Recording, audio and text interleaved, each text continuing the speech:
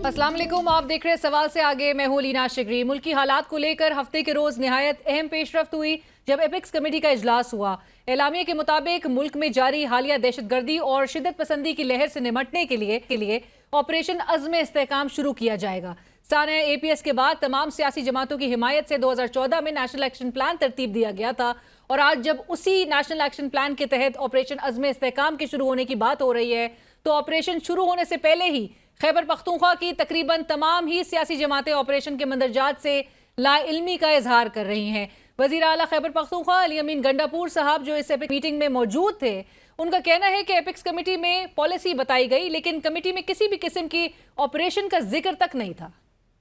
अभी ऑपरेशन की बात नहीं आई। जब तक ISPR की प्रॉपर स्टेटमेंट इसमें नहीं आती उस वक्त तो मैं ये बात करता ही नहीं हूँ यहाँ पर कि कोई ऑपरेशन है। जब उनकी पॉलिसी आ जाएगी, एरिया आ जाएगा तो उसके बाद इस पे कोई बात हो सकती है। हमारा वाज़ेह मौक़िफ़ है कि इन चीज़ों के साथ ही हम बैठ के कोई बात करेंगे, लेकिन फिलहाल तो अभी पॉलिसी आई ही नहीं है कि इन्होंने करना क्या है।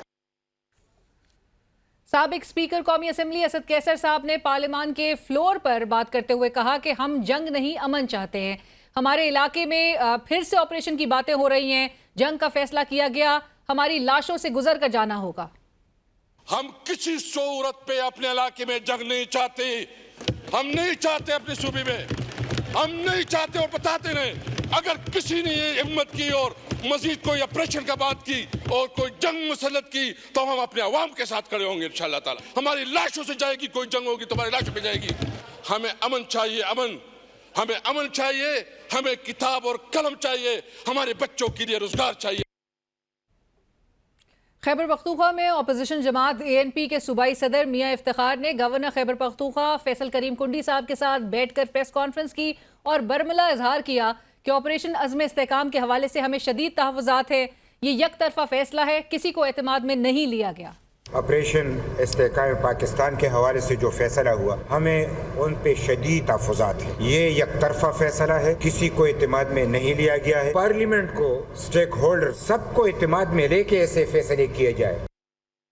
मुल्क की सियासत में अमल अंगेज किरदार की शोहरत रखने वाले मौलाना फजल रहमान साहब ने तो एक कदम आगे जाकर ऑपरेशन अज़्म इस्तेहकाम पर सवाल उठा दिए। मौलाना साहब कहते हैं ऑपरेशन अज़्म इस्तेहकाम दर हकीकत अदम इस्तेहकाम साबित होगा। मुल्क में रियासत के रिट न होने, मुसल्लह तंजीमें इस वक्त खुलेआम तमाम इलाकों को कंट्रोल कर रही हैं और इन्होंने अब ऐलान किया है कि हम अज़्म इस्तेहकाम ऑपरेशन शुरू करेंगे। ये अदम इस्तेहकाम ऑपरेशन है जो पाकिस्तान को और कमजोर करेगा। दूसरी जानिब सुप्रीम कोर्ट में जारी मखसूस नशस्तों का केस बज़ाहिर तो आइन की तशरीह का केस है, मगर दर हकीकत ये केस ही फैसला करेगा कि आने वाले वक्त में इक़्तिदार का ताज किसके सर बैठेगा। अगर 78 मखसूस नशस्तें हुकूमती इत्तेहाद को वापस दे दी जाती हैं तो हुकूमत को पार्लियामान में 2/3 अक्सरियत हासिल हो जाएगी और हुकूमत आइनी तरामीम करने की पोजीशन में आ जाएगी। एक हुकूमत जो अवामी सतह पर गैर मकबूल हो, बैन अक़वामी सतह पर भी कोई ख़ास पजीराई हासिल ना हो और बैरून मुल्क से भी कोई खातिर ख्वाह सरमायाकारी लाने में ताहाल नाकाम नजर आ रही हो, अगर ऐसी हुकूमत को आइन के साथ छेड़छाड़ की इजाज़त मिलती है तो खुदा जाने क्या नताइज निकलेंगे। 1997 में पाकिस्तानी तारीख में पहली मरतबा कोई हुकूमत 2/3 अक्सरियत के साथ आई थी, मगर उस 2/3 वाली हुकूमत का अंजाम मार्शल लॉ और 9 साल डिक्टेटरशिप की सूरत में निकला। बहरहाल आज की हुई समात का अहवाल बयान किया तो मौजूद जजेस में मुख्तलिफ आरा पाई जाती है। Chief Justice of Pakistan Justice Qazi Faez Isa के रिमार्क से लगता है कि वो इस केस को टेक्निकल बेसिस पर बाय द बुक आगे लेकर जाना चाहते हैं। I don't know why nobody likes this constitution. I mean इतनी जद्दोजहद होती है, आइन फिर लार्जर पिक्चर स्मॉल, पर छोड़ें लार्जर पिक्चर्स को, हम आइन की बात करना तो करें। PTI continued to exist as a political party. Then why did these independents not join PTI? Justice Mansoor Ali Shah और जस्टिस मुनीब अख्तर के दरमियान अहम मुकालमा हुआ। जस्टिस मंसूर अली शाह ने सवाल उठाया कि जो जमात सियासी नहीं और इलेक्शन नहीं लड़ी उसकी मखसूस नशस्तें कहाँ जाएंगी, जिसके जवाब में जस्टिस मुनीब अख्तर ने जवाब दिया कि मेरे ख्याल में तहरीक इंसाफ के आज़ाद उम्मीदवारों को मखसूस नशस्तें मिल सकती हैं। इलेक्शन कमीशन ने PTI उम्मीदवारों को सुप्रीम कोर्ट के फैसले के सबब आज़ाद उम्मीदवार करार दिया। ये तो बहुत खतरनाक तशरीह है। अब सवाल ये है कि जब वो सीटें नहीं मिलेंगी, क्योंकि 2-3 पॉलिटिकल पार्टीज हैं और SIC नहीं है अगर पॉलिटिकल पार्टी, तो वो कहाँ जाएंगी? Those seats can be, if I may now use the analogy, traced into the into wherever those PTI candidates are, returned candidates are going. ECB says no, they are independent. अरे भाई कहाँ से? Simply because judgment of the Supreme Court. That's a very dangerous interpretation. नाज़रीन, समाअत के दौरान justice Athar Minallah के remarks ने election commission के किरदार पर सवाल उठा दिए।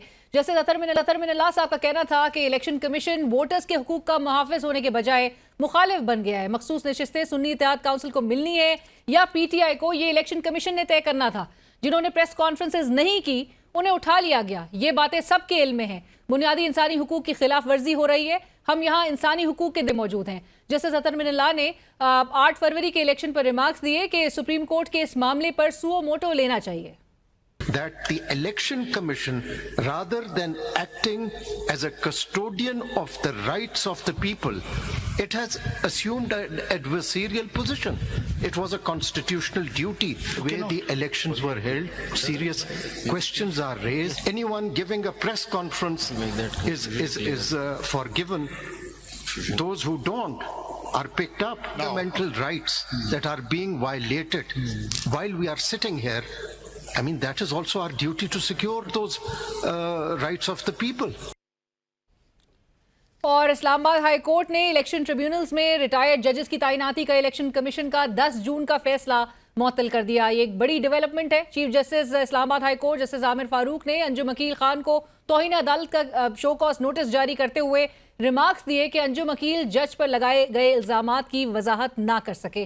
अदालत ने सवाल उठाया कि कौन सा ऐसा आसमान गिरा था जो रातों रात आपने ऑर्डिनेंस जारी किया। ऐसा करते हैं पार्लियामेंट को ख़त्म कर देते हैं, सदर के ऑर्डिनेंस के जरिए ही मुल्क चलाएं। Chief justice Islamabad high court ने रिमार्क्स दिए कि इलेक्शन कमीशन बताए जज साहब कैसे जानिबदार थे। अदालत ने अंजुम अकील से इस्तफसार किया, आपने इलेक्शन कमीशन में कोई दरख्वास्त दी थी, आपने कोई बयान हल्फी इलेक्शन कमीशन में जमा कराया कि उसमें जो कुछ लिखा है वो सच है। अदालत का अंजुम अकील को इलेक्शन कमीशन में अपना जमा करदा बयान हल्फी पढ़ने की हिदायत करते हुए कहना था कि आपने समझाना है कि नेपोटिज्म क्या होता है, मुझे इसका मतलब समझाएं। अंजुम अकील ने जवाब दिया, ये लीगल अल्फाज है, मैं अदालत से गैर मशरूत माफ़ी मांग लेता हूँ। चीफ जस्टिस ने रिमार्क्स दिए, नेपोटिज्म लीगल लफ्ज़ बिल्कुल भी नहीं है, आपने पढ़े बगैर बयान हल्फी पर दस्तखत कर दिए। अंजुम अकील ने जवाब दिया, जी मैंने बयान हल्फी पर बगैर पढ़े दस्तखत किए। अदालत ने इस्तफसार किया कि आपने दरख्वास्त दी है कि जज साहब जानिबदार थे, तो वो कैसे जानिबदार थे? आपको नेपोटिज्म का या जानिबदार का नहीं पता तो दरख्वास्त क्यों दी? अंजुम अकील ने जवाब दिया कि मैंने दरख्वास्त केस मुंतकली के लिए इलेक्शन कमीशन को दी थी। चीफ जस्टिस ने इस्तफसार किया, आपने दरख्वास्त इसीलिए दी थी कि जज साहब ने कोई सिफारिश नहीं मानी। आप पार्लियामेंटेरियन हैं, आपने बजट में राय देनी है, आपने कानून साजी करनी है, या आपने वहाँ कहना है कि मुझे बजट का नहीं पता, ये फाइनेंस मिनिस्टर का काम है। अदालत ने इस्तफसार किया कि आपने जज पर जानिबदारी का इल्ज़ाम लगाया है, तो बताइए जानिबदारी क्या थी? वकील ने मौक़िफ़ अपनाया, अंजुम अकील पार्लियामेंटेरियन है, अल्फाज सख्त हो सकते हैं मगर किसी ने जानबूझकर जज पर इल्ज़ाम नहीं लगाया। अदालत ने रिमार्क्स दिए, इलेक्शन कमीशन ने सुओ मोटो नहीं लिया, एक प्राइवेट दरख्वास्त पर ऑर्डर किया। अदालत ने अंजुम अकील से शो कॉज नोटिस का 7 रोज़ में जवाब तलब करते हुए हुक्म दिया कि अंजुम अकील खान हर समात पर अदालत में पेश हो। केस की समात 9 जुलाई तक मुलतवी कर दी गई। और नाज़रीन, मखसूस नशिस्तें सुन्नी इत्तेहाद काउंसिल को मिलेंगी या बाकी जमातों को मिलेंगी, या फिर मामला जो है वो पार्लियामेंट को ही तय करना होगा, भिजवा दिया जाएगा, ये किस तरह मामला जाते हुए नजर आ रहा है। और आज की सुप्रीम कोर्ट की अहम समात का अहवाल जानेंगे।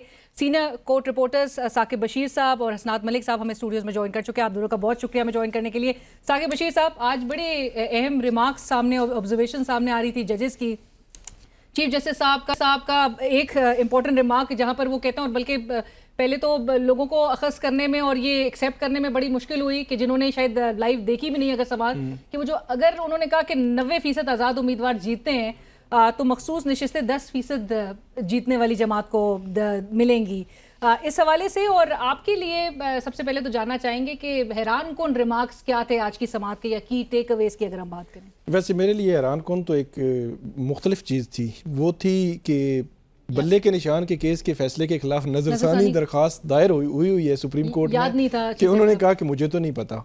वैसे मेरे लिए हैरान कौन था, क्योंकि सुप्रीम कोर्ट में या हाई कोर्ट में अदालतों में हम देखते हैं कि हाई प्रोफाइल केसेस से मुतल्लिक जो मुतलका चीफ जस्टिस है उनको बताया जाता है।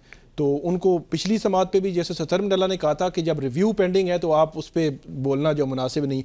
आज फिर फैसल सिद्दीकी जो है उन्होंने कहा कि ये रिव्यू पेंडिंग है बल्ले के निशान के, उस पर बोलना जो है वो ये तो उस पर उन्होंने रिएक्ट किया कि मुझे तो पता नहीं। तो आमिर खान साहब उन्होंने कहा कि वो दायर हुई है, बल्कि पिछले दिनों जो हाई कमिश्नर थी यूके की उनको ख़त भी लिखा और उसमें पूरी वजाहत दी। मतलब एक पेंडिंग मैटर में ये चीज़ें आना काफ़ी हैरान कौन था। बाकी जो बात जहाँ तक आप कर रहे हैं ये 90% वोट या 200, वो जस्टिस मंसूर अली शाह जो है वो 2-3 दफ़ा ये कह चुके हैं कि अगर 200 नशिस्तें कोई जीत जाए, आज़ाद जीत जाएँ, तो क्या आप बाकी जो है नशिस्तें उन पॉलिटिकल पार्टीज़ ने जीती हों तो उनमें फिर तकसीम कर देंगे ये जो। तो इस पर आज चीफ जस्टिस ने एक बात की, वो भी मतलब उस तरह के उन्होंने कहा कि मफरूज़ों पे आप नहीं जाएंगे, वो केस हमारे सामने है नहीं है, जो मफरूज़ा आप दे रहे हैं ये जब आएगा तो हम देख लेंगे। तो ये चीज़ थी। असल में बुनियादी पॉइंट ये है कि नशिस्तें SIC मतलब सुन्नी इत्तेहाद काउंसिल को अगर नहीं मिल रही कि उन्होंने इलेक्शन नहीं लड़ा, वो पॉलिटिकल पार्लिमानी पार्टी नहीं थी, उन्होंने जो है वो कोई लिस्ट जमा नहीं करवाई, तो क्या जो बाकी पॉलिटिकल पार्टीज हैं उनको मिल सकती हैं। इसीलिए सुप्रीम कोर्ट बैठी हुई है, तशरीह कर रही है। चीफ जस्टिस तो बज़ाहिर ऐसे लगा है तो वो तो उनकी क्लैरिटी थी, क्योंकि उन्होंने आज ये हवाला दिया कि फैसल सिद्दीकी शुरू में ये कह चुके हैं कि ये जो पार्लियामान को खाली नहीं छोड़ा जा सकता, तो इसलिए अगर इधर नशिस्तें नहीं मिलेंगी कि दूसरी तरफ राइट। मैं इस पे आऊंगी बाद में, लेकिन हसनात मलिक साहब आपके लिए आज कोई हैरान कुन लम्हा, साकिब बशीर साहब को तो वो लगा जब चीफ जस्टिस साहब को उन्हीं का 13 जनवरी का जो फैसला था, इतना बड़ा फैसला, उसके खिलाफ रिव्यू पिटिशन का ही नहीं पता था। देखिए मेरे लिए कोई हैरान कुन नहीं था, क्योंकि मैं चीफ जस्टिस काजी फैसल को 2014-15 से कवर कर रहा हूँ, तो मुझे अंदाज़ा है कि वो कई चीज़ें उनसे ओवरलुक हो जाती हैं। हालांकि रिव्यू पिटिशन एक दफ़ा फिक्स हुई प्रपोज लिस्ट में, और पिछली हियरिंग में जैसे मोहम्मद अली मज़हर ने कहा कि जी रिव्यू पेंडिंग है, जो एक और जज थे उन्होंने कहा कि जी उसको भी साथ लगा दें जब इस तरह की बातें 13 जनवरी पे हो रही हैं। जैसे काजी फैसल भी उस बेंच में थे, तो आज उन्हें याद आया, यानी वो कह रहे थे कि मुझे तो नहीं मालूम कि रिव्यू पेंडिंग है या ये है। एक ये बात भी है कि PTI की लीगल टीम ने क्या कोई अर्ली हियरिंग की दरखास्तें दी, अमूमन अर्ली हियरिंग की दरखास्तों का कहा जाता है, तो वो एक इसमें कोई शक नहीं है कि PTI की जो कानूनी हिकमत अमली है वो मिस्टेक्स थी, और जो कि आज पॉइंट आउट भी हुई, ब्लंडर थे, बल्कि मिस्टेक तो आप छोटी बात करें। देखिए बात यह है कि जब 70-80% वकील टेक ओवर कर रहे थे पूरी पार्टी को, तो उन्होंने इन चीज़ों को सही तरीके से नहीं किया। चाहे वो इलेक्शन का इनेकाद हो, इंटर पार्टी इलेक्शन, उसमें काफ़ी डिस्क्रिपेंसीज है, अच्छे तरीके से इनेकाद हो सकता था। ये अलग बात है कि हम जनवरी 13 के फैसले को भी क्रिटिसाइज करते हैं, लेकिन अपनी बात जब आप एक जज, आपको पता है कि आगे से जो जज साहब हैं वो हाइपर टेक्निकलिटीज़ पे बात करते हैं, तो आपने टेक्निकलिटीज़ प्रोसीजर को पूरा फॉलो करना। फिर यही मामला था इसमें, बड़े वकला, मेरी अपनी राय थी कि इलेक्शन कमीशन जो ही ये इलेक्शन हो गया था तो PTI को दरख्वास्त इलेक्शन कमीशन में देनी थी कि जी हमें रिजर्व सीट दें, अगर नहीं होता तो वो सुप्रीम कोर्ट से रिज्यू करते और कहते जी कि हम अभी तक रजिस्टर्ड पार्टी हैं, हमें रिजर्व सीट मिलनी चाहिए।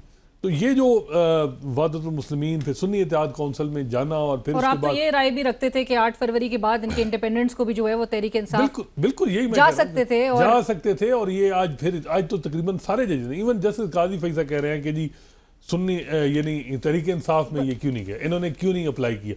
इनका ये कहना है कि जी इलेक्शन कमीशन का एक आर्डर था जिसमें हमें इंडिपेंडेंट डिक्लेयर हुआ। अब मजे की बात है कि वो आर्डर सही तरीके से सुप्रीम कोर्ट में चैलेंज नहीं किया गया, ऑब्जेक्शन एक टेक्निकल रजिस्ट्रार ऑफिस से लगा, उसके खिलाफ अपील नहीं दायर हुई।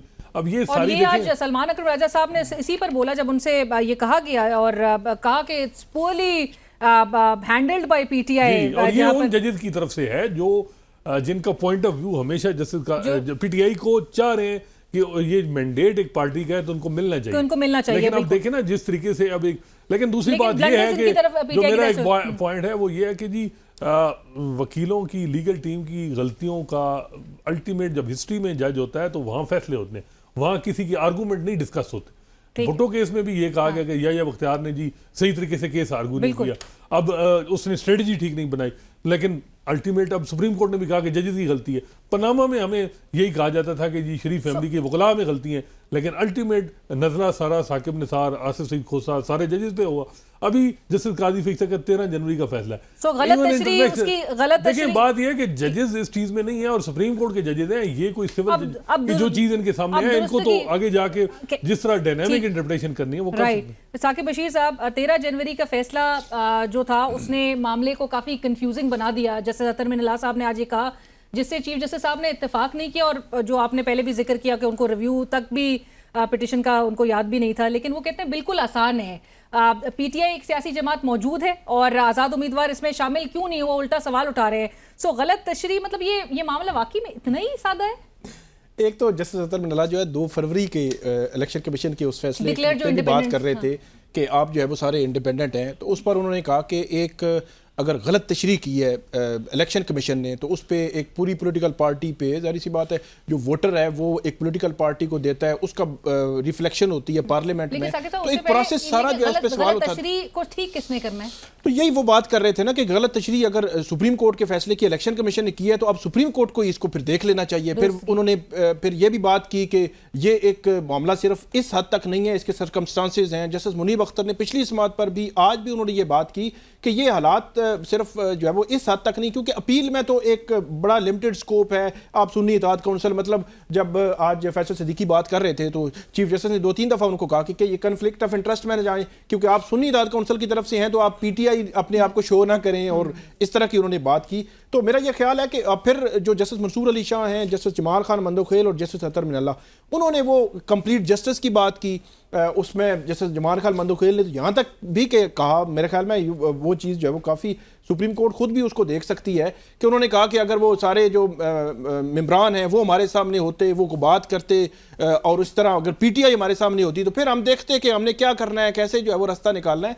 तो ये चीज़ एक है कि नशिस्तें इधर जानी है या इधर जानी है, रास्ते दोनों उन्होंने बनाने ही हैं। अब वो कैसे बनाएंगे ये बड़ा इंपॉर्टेंट होगा, लेकिन एक चीज़ जो है वो जो हमें नज़र आ रही है कि अगर ये नशिस्तें जाती हैं जो बाकी पॉलिटिकल पार्टीज़ को और वो हुकूमत को दे, फिर 2/3 अक्सरियत, और उसके बाद आपको फिर मुख्तलिफ आइनी तरमीम और बहुत सारी चीज़ें जो है वो नज़र आएंगी, जो जिनके लिए जो है वो बहरहाल तैयारी जो है वो मौजूद है। तो इस एंगल को के मैंडेट जिस पॉलिटिकल पार्टी को दिया गया है वही रिफ्लेक्शन जो है वो पार्लियामेंट में नजर आनी चाहिए।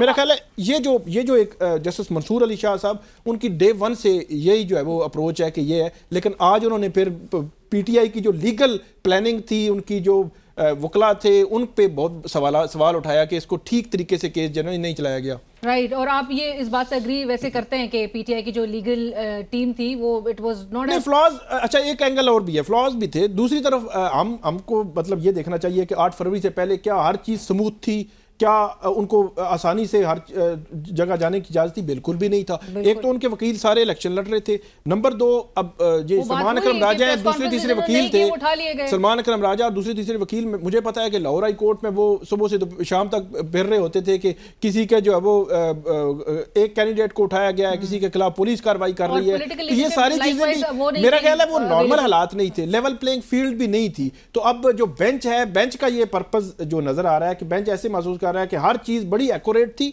और उस एक्यूरेट होते हुए भी इन्होंने सारी जो लीगल फॉर्मेलिटीज थी वो पूरी क्यों नहीं की? वो पूरी होनी चाहिए थी ताकि आज ये हालात ना होते। तो वो सिनेरियो वही है कि 8 फरवरी से पहले नॉर्मल हालात नहीं थे।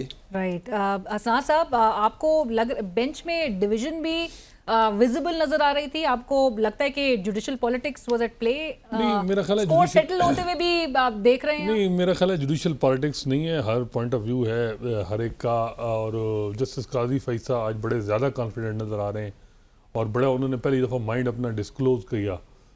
उनका ये भी था कि जी ये जो है पीटीआई को सुन्नी इत्तेहाद काउंसिल को कैसे मिल सकती हैं। दूसरा ये है कि ये खाली कैसे ईवान को छोड़ा जा सकता है। तो इसका मतलब है पीपल्स पार्टी और नून लीग के ये रिजर्व सीटें जो 78 हैं उनके देने के हक में उन्होंने बातें की हैं। अब कल देखते हैं कि क्या वो उनका पॉइंट ऑफ व्यू रहता है। जस्टिस मंसूर अली शाह का ये था कि जो people mandate that should be reflected in the parliament.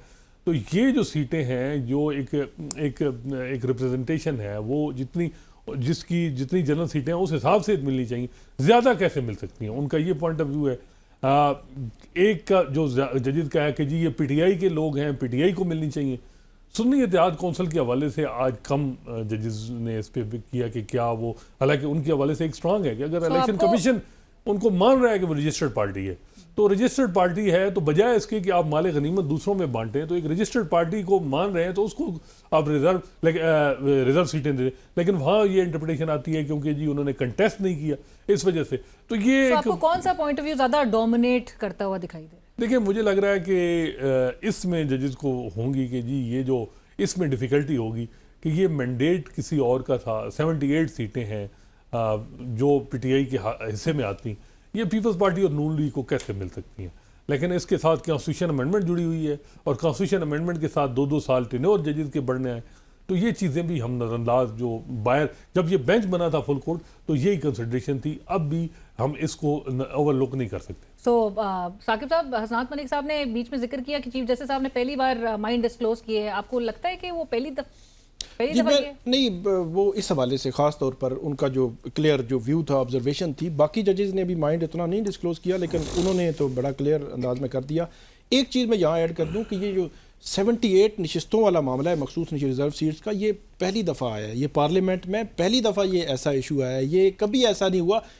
इससे कबल भी हमने लिटिगेशन देखी है अदालतों में, लेकिन 1 सीट 2 नशिस्तें पॉलिटिकल पार्टीज आपस में वो कानूनी जंग लड़ रही होती थी।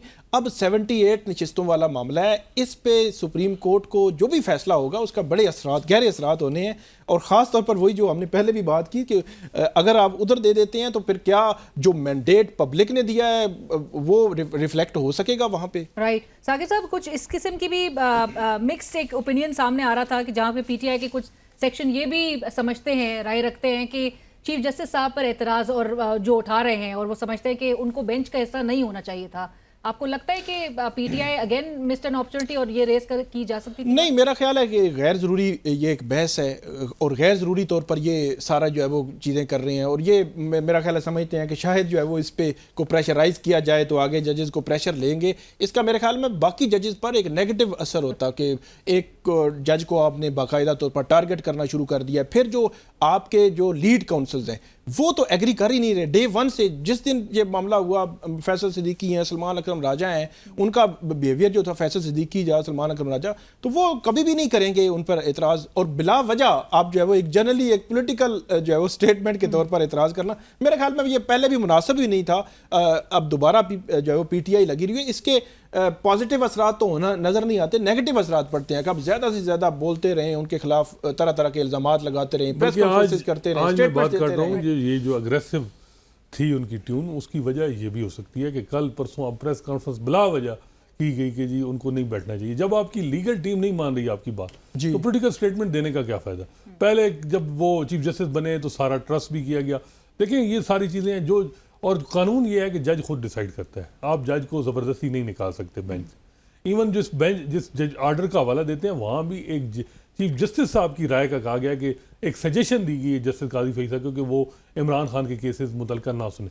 अब जब चीफ जस्टिस जो जज उठे ही ना तो फिर आप कैसे देखें। ये जो है ना कि कोई जो है बायस है जज, ये हिस्ट्री डिसाइड करती है। इफ्तिखार चोई साहब पीपल्स पार्टी के हवाले से एग्रेसिव थे, अब भी बहुत से लोग जो उनको चाहते थे अब वो इस चीज़ को मानते हैं।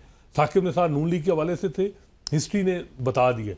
अब जो है यही सूरत हाल अगर काजी साहब कर रहे हैं तो ये हिस्ट्री बताएगी। मेरा ख्याल है कि एक जज से अगर आप उसको उठा दें तो आपका क्या ख्याल है कि आप जो है वो अपने हक में कर लेंगे। और खासकर वो जब ये सियासी जमातें जब इस किस्म के इल्जामात लगा रही होती हैं कि जी डीप सेटल बायस है किसी चीफ जस्टिस से मुतालिक, पाकिस्तान तहरीक इंसाफ ने तो इस्लामाबाद हाई कोर्ट के चीफ जस्टिस से मुतालिक भी, चीफ जस्टिस पाकिस्तान से मुतालिक भी यही रखा है। आपको क्या लगता है कि ये तब किया जाता है कि जब ये खुद ब्लंडर्स कर रहे होते हैं, मिस्टेक्स कर रहे होते हैं और उसके बाद ये एक प्रेशर फील कर रहे होते हैं? नहीं, मेरा ख्याल है कि कुछ सब्सटेंस तो होता है, ये बात नहीं है। और ये जजेस को भी अंदाज़ा होना चाहिए कि वो किस तरफ देख रहे हैं। जब देखें टेनोर बेस्ड जो ये टाइम होता है, इन एक रिटायर भी होना है, फिर उसके बाद आप असेस करते हैं मे भी वो जेनुइनली करने, लेकिन ये तसुब क्यों पाया जाता है। साकिब निसार और आसिफ सईद खोसा ने भी ये नहीं देखा, नून लीग ने उनके हवाले से जो बातें की, यही मैं वही बात कर रहा हूँ। अब इफ्तिखार इनके बारे में भी फैज़ल साहब के हवाले से भी यही हो रहा है। तो ये मेरा ख्याल है ये केस गोल्डन अपॉर्चुनिटी है। अगर वो समझते हैं 13 जनवरी के फैसले की इंटरप्रिटेशन गलत हुई है और कॉन्स्टिट्यूशनल बॉडी ने की इलेक्शन कमीशन, तो आप अभी 100 मोटो लेके चीज़ों को रेक्टिफाई कर दें, सारी चीज़ें ख़त्म हो सकती हैं। ठीक है, लोग आपने सैंपल लिया, लोगों ने फिर भी दूसरे सैंपल में जितवा दिया। आप अगर रिजर्व सीटें उस पार्टी को मिल जाएंगी तो मेरा ख्याल है जनवरी 13 पे जो क्रिटिसिज्म होता है और होगा वो सेटल हो जाएगा काफ़ी हद तक, कम से कम रिजर्व सीट। और सुप्रीम कोर्ट अगर यूनैनिमसली ये डिसीजन कर दे तो फिर तो स्ट्रांग होगी। लेकिन अगर ये 6-7 और 6 जो इस वक्त सूरत हाल बन रही है, जो हम देख रहे हैं, तो वहाँ उसमें बड़ी पेचीदगियां होंगी। राइट साकिब साहब, आखिर में और जो हम बात भी कर रहे थे जस्टिस अतर मिनल्ला साहब के जो रिमार्क्स थे वो कितने आप समझते हैं हार्ड हिटिंग थे 8 फरवरी के इलेक्शन से मुतालिक, जहाँ पे वो कहते हैं it was a fit case for suo motu, और साथ साथ ये कि उन्होंने ये भी कहा कि इस पिटिशन रिजर्व सीट्स की पिटिशन का भी ये हिस्सा होना चाहिए था। एक तो वो 2018 के साथ लिंक उन्होंने किया 2-3 दफ़ा कि उस वक्त जो टारगेट हुई एक पॉलिटिकल पार्टी हुई और 2024 में दूसरी पॉलिटिकल पार्टी जो है वो उसको टारगेट किया गया है। और जस्टिस अतर मिनल्ला सिर्फ इसको जो कि मखसूस नशिस्तें हैं और एक अपील आपके सामने आई है सिर्फ इस तक महदूद नहीं हो रहे, वो इस मामले को खोलना चाहते हैं। और उन्होंने तकरीबन 3-4 दफ़ा आज पहले फैसल सिद्दीकी और फिर सलमान अकरम राजा ने कहा कि आप जो है वो सच बोलें। सच का मतलब ये था कि आप सारे सिनेरियो जो है वो डिस्कस करें। अब मसला ये है कि चीफ जस्टिस काजी फाइज ईसा जस्टिस अतर मिनल्ला जो है उनको तो इंटरप्ट नहीं कर सकते थे कि वो फ़लाँ चीज़ बोलें फ़लाँ ना बोलें, लेकिन जो सामने खड़ा वकील है उनको वो आगे पीछे नहीं होने दे रहे थे कि आप पॉलिटिकल स्टेटमेंट जो है वो नहीं दे सकते। मतलब अगर वो पीटीआई की हवाले से भी बात करते थे तो वो कहते हैं पीटीआई के, आप तो पीटीआई के हैं नहीं, आप तो एसआईसी के हैं, तो उसके आगे पीछे नहीं होने दे रहे थे। अब ये देखना ये है कि सुप्रीम कोर्ट के लिए ओवरऑल अगर देखा जाए तो आसान नहीं होगा इस सारे सिनेरियो से निकलना। बेहतर ये होगा कि ये ना हो कि कल 13 जनवरी के फैसले की तरह एक नए फैसले का दिफा जो है वो करने बैठ जाएं और उसके बाद जो है वो सुप्रीम कोर्ट अगले 1 साल वजाहतें ही देती रहे कि ये जो फैसला था इसको इस तरह था और इस तरह इंटरप्रेट गलत किया गया है। तो मेरा ख्याल है इन चीज़ों को मद्देनजर उनको रखना चाहिए। जस्टिस मुनीर ने भी किताब लिखी थी जब वो डॉक्ट्राइन ऑफ नेसेसिटी, और उसमें ये था कि जो डिसोल्यूशन हुई थी असम्बली की वो सिंध हाई कोर्ट में गलत चैलेंज हुई थी, उनके पास इख्तियार नहीं था।